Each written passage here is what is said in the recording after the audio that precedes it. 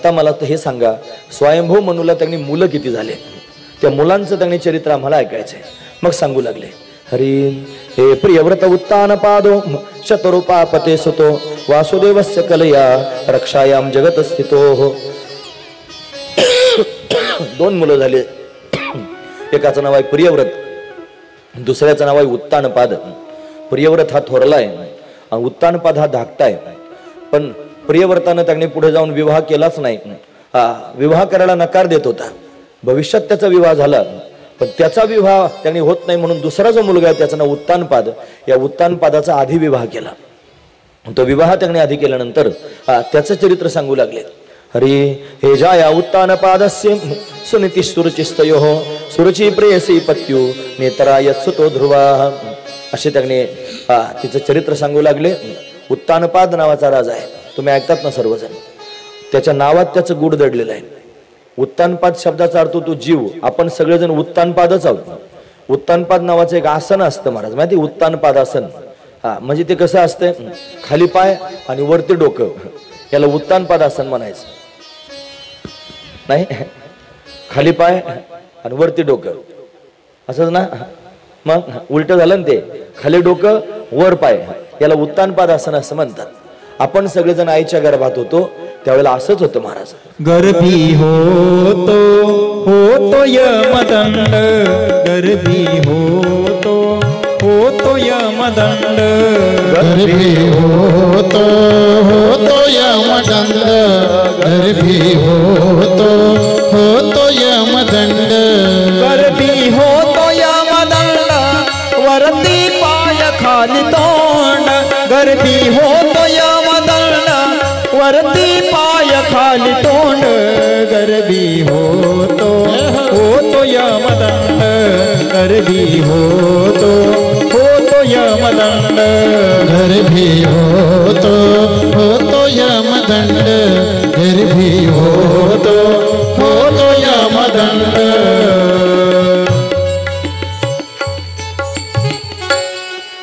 गर्भी होतो यमदंड. सगळ्यांना यमदंड भोगावा लागतो. आपण सगळेजण जीवात्मा आहोत आणि जीवात्मा हाच उत्तानपाद आहे महाराज. त्या उत्तानपादाला दोन बायका होत्या, एकीचं नाव सुनीती आणि दुसरीचं नाव सुरुची. तो म्हणाला आम्ही उत्तानपाद आहोत, मग आम्हाला कुठे दोन बायका आहेत? आपल्याला पण दोन बायका आहेत महाराज. काही समाजात असणारे दोन प्रकारचे जीव आहेत. एक नीतिमत्तेनं जगणार आहे आणि एक स्वतःच्या आवडीनुसार जगणार आहे. जे नीतिमत्तेनं जगतात त्यांना त्यांनी दिव्य गती प्राप्त होते, म्हणजे स्वतःच्या आवडीनुसार जगतात त्यांना अधोगतीला जावं लागतं. म्हणून त्यांनी सुनीती म्हणजे चांगली नीती आणि सुरुची, रुची म्हणजे आवड, चांगली आवड. काही लोक स्वतःच्या आवडीनुसार वागतात, धर्म मानित नाहीत, देव मानित नाहीत, शास्त्र मानित नाहीत, संत मानित नाहीत, काय मान्य नसतं महाराज त्यांना. आटोनी वेटोनी बांधिला मुंडाचा फिरत असे म्हैसा जगा माझी, अशी त्यांची अवस्था असते. म्हणून असा एक समाज पाहायला मिळतो. दुसरा समाज नीतिमत्तेनं वागणार आहे, कधी चुकीचं वागणार नाही, न्यायानं त्यांनी जीवन स्वतःचं जगेल, वेद सांगेल त्या पद्धतीने जीवन जगेल, असा एक समाज पाहायला मिळतो. म्हणून त्यांनी दोन पत्नी ज्या त्या उत्तानपादाला आहेत, त्या दोन पत्नींचं कारण आहे का. पहिल्या पत्नीचं नाव तो सुनीती. हिचा विवाह झाला पण बऱ्याच काळापर्यंत संतती झाली नाही, आणि संतती झाली नाही म्हणून राजा त्यांनी उद्विग्न झाला. संततीच्या प्राप्तीकरिता त्यानं दुसरी बायको केली. त्या दुसऱ्या पत्नीचं नाव तो सुरुची. पहिली होती सुनीती, दुसरी होती सुरुची. दुसऱ्या बायकोच्या पायगुणानं त्यांनी काय झालं माहिती आहे, पहिलीला संतती होत नव्हती म्हणून दुसरी बायको केली. कर्मधर्म संयोगानं दोन्ही बायका गर्भवती झाल्या. दोघींना लेकरं होणार आहेत. एकाच वेळेला त्यांनी दोघी गर्भवती झाल्या. आणि मग यथाकाल त्यांनी महाराज प्रसूत झाल्या, त्यांना लेकरं झाले. पहिलीला त्यांनी मुलगा झाला, त्याचं नाव ठेवलं ध्रुव. आणि दुसरीला मुलगा झाला, त्याचं नाव ठेवलं उत्तम. असे दोन मुलं झाले. पण नंतर केलेली जी बायको आहे ती त्यांनी फार प्रेमाची आणि आवडीची अशा पद्धतीने झाली.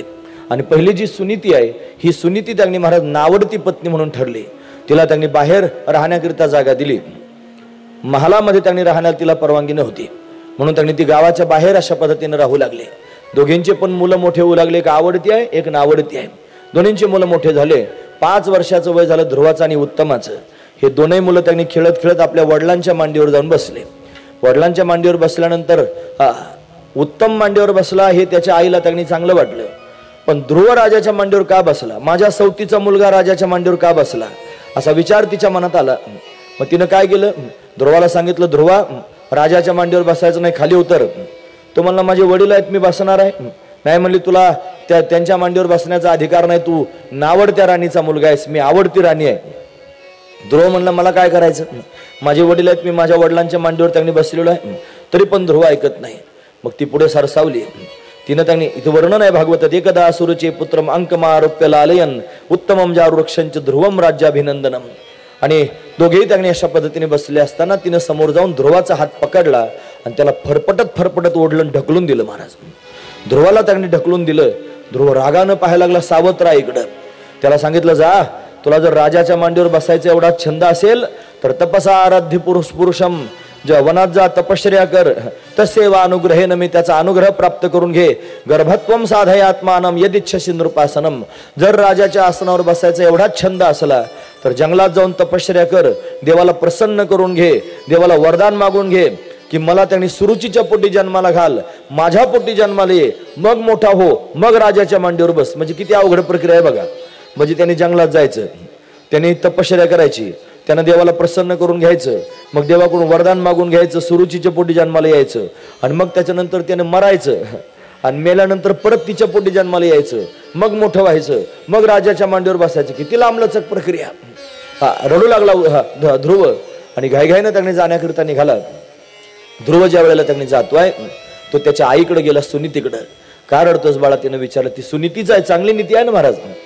यानं सांगायला सुरुवात केली, माझ्या सावत्र आईनं मला हाकलून दिलं, खाली ढकलून दिलं. मग सुनीतीने सांगितलं, तिने काय चुकीचं सांगितलं.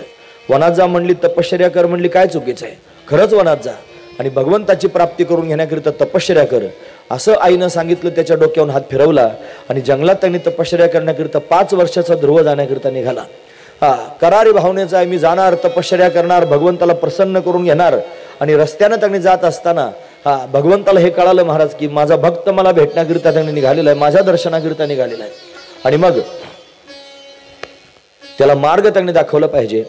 मग त्याला मार्ग दाखवण्याकरिता भगवंतानं नारदजी महाराजांना पाठवून दिलं. नारदांनी ध्रुवाकडे पाहिलं, म्हणे ध्रुवा बाळा कोण आहेस तू. त्याने सांगितलं, मी उत्तानपाद राजाचा मुलगा, माझं नाव ध्रुव आहे. एवढ्या बारीक कमी वयामध्ये जंगलात कसं काय त्यांनी चाललेला आहेस. त्याने सांगितलं, मी तपश्चर्या करायला चाललोय भगवंताची प्राप्ती करून घेण्याकरिता.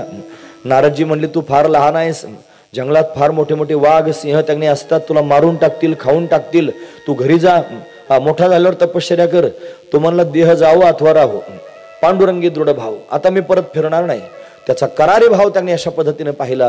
नारदांनी त्याच्या मस्तकावर हात ठेवला आणि सहज नारदांच्या मुखातून शब्द बाहेर पडला, बाळ. हा बाळ शब्द ऐकल्याबरोबर ध्रुवाला आईची आठवण झाली. महाराज, माझी आई सुद्धा मला तोंड भरून असंच बाळ म्हणत असते. आणि खरं सांगू का, संत हे आईच असतात महाराज. संत रूपी आई जीवनामध्ये प्राप्त झाल्यानंतर परमात्मा रूपी पिता प्राप्त व्हायला फारसा वेळ लागत नसतो.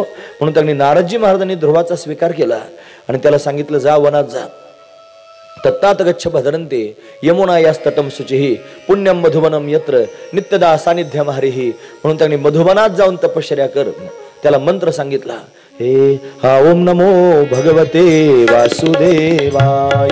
हरि ओम नमो भगवते वासुदेवाय. ओम नमो भगवते वासुदेवाय. ओम नमो भगवते वासुदेवाय. वासुदेवाय नमः वासुदेवाय. वासुदेवाय नमः वासुदेवाय. वासुदेवाय नमः वासुदेवाय. वासुदेवाय नमः वासुदेवाय. वासुदेवाय नमः वासुदेवाय. वासुदेवाय नमः वासुदेवाय. हरि ओम नमो भगवते वासुदेवाय. ओम नमो भगवते वासुदेवाय. हरि ओम नमो भगवते वासुदेवाय. ओम नमो भगवते वासुदेवाय. वासुदेव भगवान की जय. ओम नमो भगवते वासुदेवाय मंत्राचा त्यांनी उपदेश केला. ध्रुवजी महाराज जंगलात निघून गेले. मधुबनात जाऊन ध्रुवानं तपश्चर्या केली. त्यानं 6 महिन्याची तपश्चर्या केली 5 वर्षाच्या वयात. आणि त्या तपश्चर्येमध्ये सुरुवातीला त्यांनी महाराज पहिल्या महिन्यामध्ये दर 3 दिवसातून एकदा कंदमुळं फळं खाल्ले. दुसऱ्या महिन्यामध्ये 6 दिवसातून एकदा झाडाची वाळलेली पानं खाल्ले. ते 3ऱ्या महिन्यामध्ये त्यांनी अशा पद्धतीनं 9 दिवसातून एकदा पाणी पिला.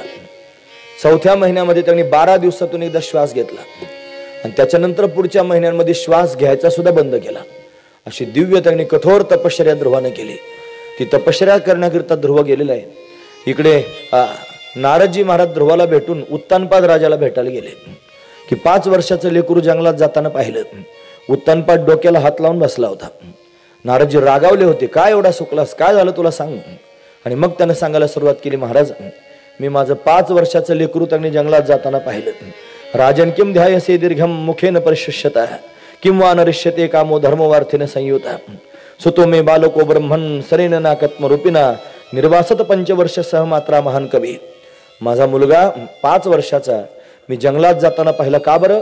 त्याचं कारण मी बायकोच्या अधीन झालो, श्रयण झालो. बायको पुढे माझं काही चाललंच नाही अजिबात. माझ्या डोळ्यात देखता लेकरू जंगलात त्यांनी जाताना पाहिलं पण एक शब्द सुद्धा बोलू शकलो नाही. अशी फार लोक समाजात आहेत महाराज की ज्यांचं बायकोच्या समोर काहीच चालत नाही.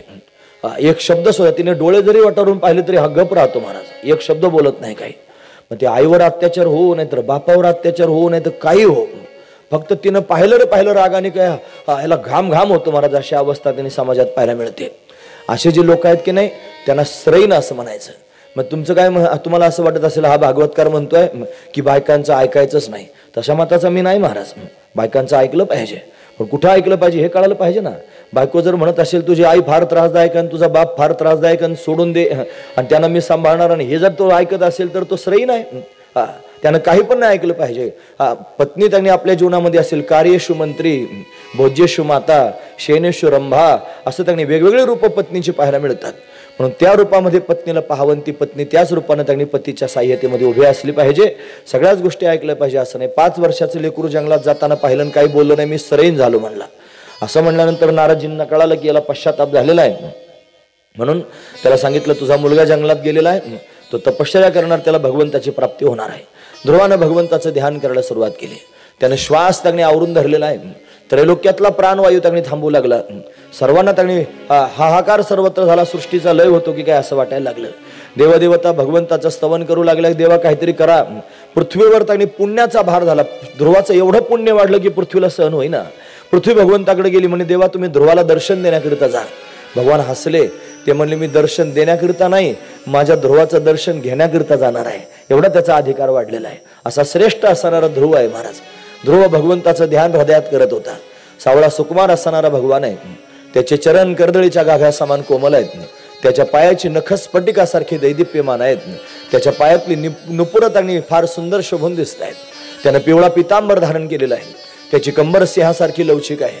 त्याचं उदर त्रिवलीने युक्त आहे. त्याची नाभी अतिशय सखोल आहे. त्याचं वक्षस्थल विस्तीर्ण आहे. त्याच्या छातीवर ब्राह्मणानं मारलेल्या पायाचा ठसा श्रीवत्सलांछन शोभून दिसत आहे. त्याच्या गळ्यामध्ये वैजयंती माळा आहेत. तुलसी माला त्यानं धारण केलेल्या आहेत. त्याचा कंठ शंखासारखा सुंदर आहे. त्या कंठामध्ये त्यानं कौस्तुभमणी धारण केलेला आहे.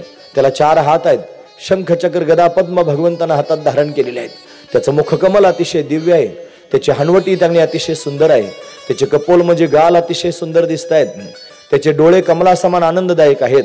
त्याच्या धनुष्याकृती असणाऱ्या भुवया आहेत. त्याची नासिका म्हणजे नाक सरळ आहे. त्याचे उंच असणारं कपाळ आहे. त्याच्यावर त्यानं मलयागिरी चंदन लावलेलं आहे. त्याच्यावर केशराची उटी दिलेली आहे. त्याच्यावर त्यांनी सुंदर असणारा बुक्का शोभून दिसतोय. त्याच्या मस्तकावर त्यांनी सोनेरी रंगाचे कुरळे केस आहेत. त्यानं मोर मुकुट धारण केलेला आहे. त्याच्या कानामध्ये मकराकार कुंडली आहेत. त्याचे ओठ कुंदरू फुलासारखे लाल आहेत. तो स्मित हास्य करतोय. आणि ध्रुवजी महाराज भगवंताच्या मुखारविंदाकडे त्यांनी पाहतायत आणि त्याच्याकडे पाहता पाहता ध्रुवाची समाधी लागलेली आहे. असं दिव्य त्यांनी भगवंताचं ध्यान हृदयामध्ये ध्रुवजी महाराज करतायत. भगवंतानं विचार केला हा असा आपल्याकडे पाहणार नाही, आपण त्याच्या हृदयातून गुप्त झालं पाहिजे. पण भगवान ध्रुवाच्या हृदयातून त्यांनी महाराज गुप्त झाले. आणि ते गुप्त त्यांनी झाल्याबरोबर ध्रुव घाबरला, माझा देव कुठे गेला. घाईघाईने डोळे उघडले. डोळे उघडल्याबरोबर चमत्कार झाला. भगवान प्रत्यक्ष डोळ्यासमोर दिसू लागला. जो हृदयात दिसत होता तोच बाहेर उभा राहिला. पण साठविला राहे हृदय संपुटी आणि बाहेर धाकुटी मूर्ती उभा. प्रत्यक्ष बाहेर भगवान दिसू लागला. ध्रुवाला भगवंताचं स्तवन करावं असं वाटतंय पण एक शब्द सुद्धा तोंडातून फुटेना. भगवंतानं आपल्या हातातला त्यांनी शंख जो आहे ना तो घेतला आणि ध्रुवाच्या गालाला लावला. तो ध्रुवाच्या गालाला लावल्यानंतर वेदाला सुद्धा स्तुती करता यायची नाही अशी दिव्य स्तुती ध्रुवानं भगवंताची केली महाराज.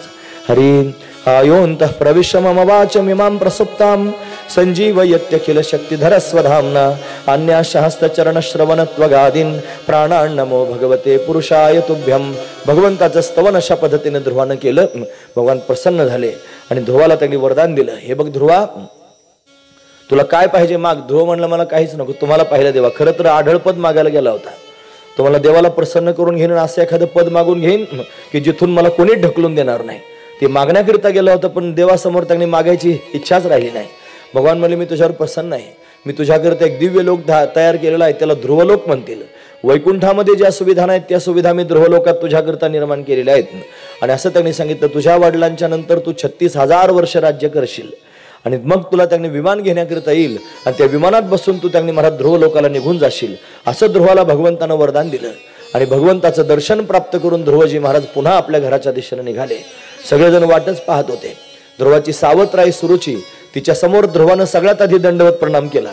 ती म्हणली मला लाजवतोस का बाळा. तो म्हणला नाही गाई, तुला लाजवत नाही. मग तू जर मला हाताला धरून ढकलून दिलं नसतंस तर मी कशाला जंगलात गेलो असतो आणि मला कशाला भगवंताची प्राप्ती झाली असती. आज मला देव भेटला तो फक्त तुझ्याच मुळे भेटला असं म्हणून तिच्या चरणांना मिठी घातली. हे संत असतात महाराज, हे संतांचं हृदय असतं. म्हणून अशा पद्धतीने ध्रुवानं सर्वांना अभिवादन केलं. राजालाही आनंद झाला. दोन्ही त्यांनी मुलांचा सांभाळ होऊ लागला. आता आवडती नावडती हा भेदच शिल्लक राहिला नाही. दोन्ही राण्यांना समान वागणूक त्यांनी मिळू लागली. बराच कालावधी लोटला. यानंतर त्यांनी महाराज या ध्रुवाचा असणारा जो भाऊ आहे उत्तम, ध्रुव मोठा झालेला आहे, तो उत्तम त्यांनी जंगलामध्ये गेलेला असताना यक्षाचा एक अनुचर होता, त्याच्यावर त्याचं युद्ध झालं. आणि कुबेराचा असणारा अनुचर एक यक्ष होता, त्याच्याशी त्यांनी महाराज उत्तमाचं युद्ध झालं आणि त्या युद्धामध्ये तो मारला गेला. त्याची आई जी आहे सुरुची, ही सुरुची त्यांनी महाराज त्याला शोधण्याकरिता निघाली. वनाला वनवा लागला आणि त्या वनव्यामध्ये त्यांनी सुरुची सुद्धा जळून भस्म झाली. उत्तम मारला गेला आणि सुरुची जळून त्यांनी भस्म झाली. ध्रुवाला राग आला. ध्रुवानं कुबेरावर आक्रमण केलं. यक्षानं मारलं होतं ना त्याच्या भावाला, म्हणून कुबेरावर आक्रमण केलं. आक्रमण करून त्या सर्वांना त्यांनी मारायला सुरुवात केली. मग मात्र स्वयंभू मनु प्रत्यक्ष प्रगट झाला आणि त्याने सांगितलं ध्रुवा हे युद्ध थांबव, मारू नकोस. ज्यानं तुझ्या भावाला मारलं तू त्याला मारून टाकलेलं आहेस. या निष्पाप असणाऱ्या यक्षांचं काय दोष आहे. म्हणून त्यांनी युद्ध थांबवलं. कुबेर प्रत्यक्ष प्रगट झाला आणि प्रसन्न होऊन बोलायला लागला, ध्रुवा तुला काय पाहिजे सांग. तुम्ही ऐकतात ना सर्वजण. कुबेर म्हणजे धनाचा राजा, धन कुबेराचे. सगळ्या धनाचा राजा प्रत्यक्ष प्रगट झाला आणि आपल्या पुढे जर आला आणि आपल्याला म्हणला तुम्हाला काय पाहिजे सांगा, आपण इमानदार आहोत. आपण त्याला म्हणू हे बघ कुबेरा तुला खाण्यापुरतं राहू दे, बाकीचं सगळं आम्हाला देऊन टाक. असं होण्याची सुद्धा दाट शक्यता आहे. पण ध्रुवानं असं काहीच केलं नाही महाराज. ध्रुवानं त्यांनी कुबेर प्रसन्न झाल्यावर त्याला वरदान मागून घेतलं. महाराज तुम्ही जर प्रसन्न असाल मला एकच वरदान द्या, मला सत्संग द्या. माझ्या जीवनामध्ये संतांची संगती घडावी. माझ्या जीवनामध्ये त्यांनी भगवंताचं अखंड स्मरण त्यांनी मला घडावं. ध्रुव महामती भागवतो, त्याची महामती आहे, सुंदर दिव्य असणारी बुद्धी आहे. पण सत्संग ध्रुवानं अशा पद्धतीने मागून घेतलेला आहे. असं ध्रुवाचं दिव्य चरित्र आहे. त्याच्या वडिलांच्या त्यांनी नंतर उत्तानपाद राजानं आपलं संपूर्ण राज्य मुलाच्या स्वाधीन करून दिलं. तो बद्रिकाश्रमाला तपश्चर्या करण्याकरिता निघून गेला. यानंतर ध्रुवानं राज्य केलं. ध्रुवाला 2 पत्नी होत्या महाराज. एकीचं नाव भ्रमी, दुसरीचं नाव इला. त्यांच्यापासून 2 मुलं त्यांनी झाली. एकीपासून 2 मुलं झाली कल्प आणि वत्सर. दुसरीपासून त्यांनी मुलगा आणि कन्या झाली. तो मुलगा त्यांनी उत्कल. अशी 3 मुलं आणि 1 मुलगी ध्रुवाला त्यांनी होती. त्याचं चरित्र त्यांनी आपण या ठिकाणी अशा पद्धतीने पाहिलं. मग कालांतरानं 36,000 वर्ष ध्रुवानं राज्य केलं. राज्य करून आपलं राज्य त्यांनी मुलांच्या स्वाधीन अशा पद्धतीने देऊन टाकलं आणि ध्रुवजी महाराज तपश्चर्या करण्याकरिता निघून गेले. त्याची तपश्चर्या त्यांनी संपन्न झाली आणि ध्रुवाला घेण्याकरिता विमान आलं महाराज. त्या विमानात ध्रुवजी महाराज बसले आणि बसून जाण्याकरिता निघाले, पण डोळे भरून आले. त्या पार्षदांनी विचारलं काय झालं ग हे वरलात. मग सांगितलं त्यांनी माझ्या आईनं माझ्यावर संस्कार केले म्हणून आज मी विमानात बसून दिव्य लोकाला जातोय. माझ्या आईचे संस्कार माझ्या डोळ्यासमोर येत आहेत, मला तिची आठवण येते. त्या पार्षदांनी सांगितलं चिंता करू नको, थोडं वरती बघ. वरती पाहिलं दुसरं विमान जात होतं. म्हणे कोणाचं विमान आहे. त्या विमानामध्ये तुझी आई चाललेली आहे, तिला सुद्धा सद्गती प्राप्त झाली. तुझ्यासारखा मुलगा झाल्यानंतर आईला त्यांनी सद्गती का प्राप्त होऊ नये. पण अशा पद्धतीने त्यांनी महाराज ध्रुवानं आपल्या आईचा सुद्धा उद्धार केला. 3 श्लोकांमध्ये नारदजी महाराजांनी हेच एका यज्ञामध्ये त्यांनी प्रचेतसांच्या यज्ञामध्ये वर्णन करून सांगितलं. कारण नारदांचा शिष्य आहे ना महाराज ध्रुव, पण ध्रुवाला घेण्याकरिता विमानाला नारदांना फार समाधान वाटलं. असं दिव्य चरित्र या ठिकाणी वर्णन करून सांगितलं. याच ध्रुवाच्या वंशामध्ये पुढे जाऊन अंग नावाचा राजा झाला. अंग हा अंग त्यांनी मोठा सात्विक राजा होता. त्याच्या पत्नीचं नाव होतं सुनीता. त्यांच्यापासून मुलगा झाला वेण. हा वेन मोठा दुराचारी होता महाराज. यानं बापाचा फार छळ केला. तो बाप त्यांनी त्याच्या छळानं जंगलात निघून गेला आणि आता त्यांनी महाराज प्रजेला राजा राहिला नाही. वेन स्वतःच राजा झाला. सर्व प्रजेला त्रास देऊ लागला. ब्राह्मणांचा छळ करू लागला. ब्राह्मणांनी शाप दिला, गतप्राण हो. त्याच्या त्रासाला कंटाळून ब्राह्मणांनी शाप दिला आणि तो मरण पावला. आता त्यांनी पुन्हा प्रजेला राजा राहिला नाही. मग काय करायचं? सर्व डाकू चोरांनी त्यांनी आक्रमण करायला सुरुवात केली. पुन्हा ब्राह्मणांना पश्चाताप आला. त्या वेनाचं असणार जे शरीर आहे त्याची आई जी सुनीता तिने एका नावेत घालून ठेवलं होतं तेलात. सगळे ब्राह्मण एकत्र आले आणि त्यांनी त्याच्या शरीराचं मंथन केलं महाराज. त्या मंथनातून त्यांनी महाराज आधी एक काळा कभिन्न असणारा बुटकासा पुरुष प्रगट झाला. तो सगळ्यांच्या समोर जंगलात निघून गेला. तो त्यांनी महाराज त्याचं पाप होतं त्याच्यापासून निषाद जन्माला आले. आणि त्यानंतर त्यांनी पुन्हा त्याच्या 2 अंगांचं मंथन केलं. त्या मंथनातून एक स्त्री पुरुषाची जोडी प्रगट झाली. तो जो पुरुष आहे प्रत्यक्ष भगवान विष्णू आहे. जी स्त्री प्रगट झाली ती प्रत्यक्ष लक्ष्मी आहे. भगवान विष्णूनं त्यांनी महाराज पृथ्वी नावानं अवतार धारण केला. पृथ्वी भगवान की जय. पृथ्वी रूपानं भगवान त्यांनी प्रत्यक्ष प्रगट झाले. आणि ती जी कन्या प्रगट झाली लक्ष्मी ती त्यांनी आर्ची नावानं प्रगट झालेली आहे. पुढे त्यांचा विवाह झाला. त्यानंतर या पृथ्वीनं त्यांनी महाराज या पृथ्वीवरती आणि सुंदर नगर व्यवस्था निर्माण केली. त्यानं पृथ्वीचं दोहन केलं. सर्वत्र सुजलाम सुफलाम असणं राज्य त्याचं झालं. आणि त्यानंच नगर व्यवस्था नगरेची रचावी, महावने निर्मावी असं माऊली म्हणतात की नाही. सरोवर निर्माण केली, अनेक प्रकारची शहरं निर्माण केली. हे त्याचं काम आहे. त्याने यज्ञ केले 100. त्याच्या यज्ञामध्ये प्रत्यक्ष भगवान प्रगट झाले. अनेक प्रकारचे आशीष त्यांनी पृथ्वीला त्यांनी मिळाले. असं त्याचं दिव्य असणारं चरित्र आपण पाहिलं. त्याने तपश्चर्या केली आणि त्याला त्यांनी दिव्य असणाऱ्या लोकांची प्राप्ती झाली. प्रत्यक्ष विष्णूचा अवतारच आहे. म्हणून 24 अवतारापैकी तो अवतार आहे. त्याचं वर्णन करून सांगितलं. पुढे जाऊन या पृथ्वीच्या वंशामध्ये आणि प्रचेतस जन्माला आले. या प्रचेतसांचं त्यांनी वर्णन करून सांगतात. त्या प्रचेतसांच्या घरी म्हणजे प्रचेतस म्हणजे प्राचीन बर्हीचे मुलं होते. प्राचीन बर्ही हा प्राचीन बर्ही मोठा कर्मकांडी राजा होता. कर्मकांडी तो यज्ञ करायचा आणि यज्ञामध्ये पशुबळी द्यायचा. कशाकरिता? त्याला मांस खायला फार आवडायचं. पण मांस खाण्याकरिता निमित्त करायचं यज्ञाचं आणि यज्ञात त्यांनी पशुबळी द्यायचा. लोक भामटे बघा ना, देवाच्या समोर बकरं कापतात आणि कोंबडं कापतात. देव काय कोंबड्यान बकरे खातो का? पण देवाच्या समोर कापायचा कार्यक्रम असतो. देवाच्या नावानं कापायचं. आणि देवाला काय नेऊन देतात माहितीये का? जे काही कामाचं नसतंय ना ते नेऊन देतात. मग त्या बकऱ्याचे पाय, त्याचं मुंडकं काहीच कामाचं नसतं ते देवासमोर नेऊन ठेवायचं. आणि बाकीचं सगळं आपणच गडप करून टाकायचं. देवाचं नाव आणि आपलं गाव आहे महाराज. तसंच हा प्राचीन बर्ही त्यांनी कर्मकांड करत होता. आणि त्याला त्यांनी 10 मुलं झालेली आहेत. त्यांचं नाव आहे प्रचेतस. या प्रचेतसांना सांगितलं तुम्हाला राज्य करायचं, जा तुम्ही तपश्चर्या करा. ते निघाले. नारायण सरोवराच्या जवळ त्यांना रुद्र भगवान भेटले. रुद्र भगवंतानं त्यांनी उपदेश केला. त्याला रुद्रगीत असं म्हणतात. प्रचेतस त्यांनी कृतार्थ झालेले आहेत. इकडे प्राचीन बर्हीला त्यांनी उपदेश करण्याकरिता नारदजी महाराज आले. नारदांनी पुरंजन आख्यान वर्णन करून सांगितलं. भागवतात लांबलंच काय पुरंजन आख्यान. आता त्यांनी 6:45 वाजलेले आहेत आणि आपल्याला त्यांनी 9-9:30 वाजेपर्यंत कृष्ण जन्मापर्यंत जायचंय. अजून फार स्कंद सांगायचे राहिलेत. म्हणून त्यांनी मी नॉनस्टॉप तुमच्यासमोर कथा सांगतोय आणि संक्षिप्त रूपाने सांगतोय. तुमच्या सगळ्यांच्या लक्षात असू द्या. म्हणून त्यांनी महाराज प्राचीन बर्हीला उपदेश प्राप्त झाला आणि त्यांना आपलं राज्य त्यांनी आपल्या मुलांच्या प्रचेतसांच्या स्वाधीन करून दिलं आणि प्राचीन बर्ही तपश्चर्या करण्याकरिता निघून गेला. इकडे प्रचेतसांनी राज्य चांगल्यापैकी त्यांनी सांभाळलं. त्यांचा विवाह त्यांनी महाराज वृक्षकन्या मारिशे बरोबर त्यांनी झाला आणि तिच्यापासून त्यांना एक मुलगा झाला. त्याचं नाव आहे दक्ष. जो मुंडकं कापलेला दक्ष होता ना तोच परत दक्ष रूपाने जन्माला आला. असा दक्षाच्या जन्मापर्यंत हा प्रसंग त्यांनी विदुर काकांना मैत्री महामुनींनी सांगितला. आणि तो सांगितल्यानंतर त्यांनी विदुर काका म्हणू लागले मला धृतराष्ट्राला भेटायला जायचंय, गांधारीला भेटायला जायचं. त्यांची 100 मुलं मारली गेली उद्धवाकडून मला कळालंय. पण मी आता जाणार आहे. पण विदुर मैत्र्याचा संवाद इथेच पूर्ण झाला आणि त्याचबरोबर 4था स्कंधही पूर्ण झाला. आपण 5व्या स्कंधात पदार्पण करतो.